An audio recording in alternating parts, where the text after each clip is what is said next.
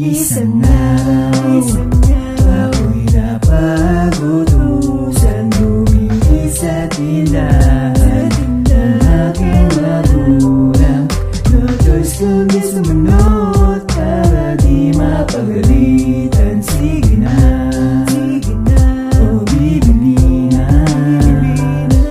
Bigla ko siyang nakita sa tindahan, parang puso ay ginalaan. Tila tinamaan yata ako, biglang mundo ko ay huminto. Torpe, naiyak, yung tindera kasi sobrang ganda. Ano ang gagawin ko? Bibili pa ba ako? Ay, wala nang masalayan ka po ay nabigani na. Napatulala ako'y napaigbi dahil sa taglay mong ganda.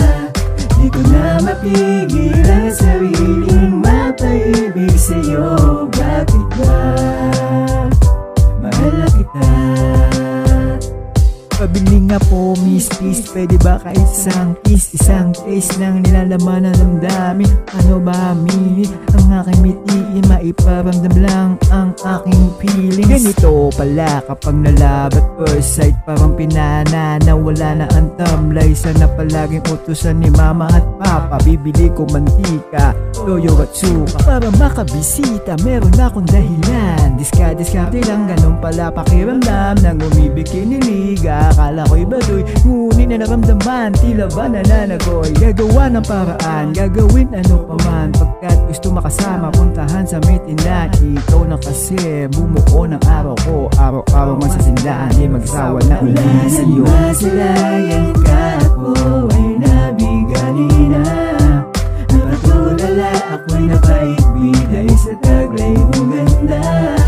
Di ko na mapigil ang sariling mapaibig sa'yo. Bakit ba mahal na kita?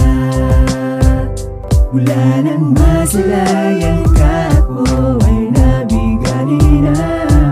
Napatulala ako'y napaigbi dahil sa taglay mong ganda. Di ko na mapigil ang sarili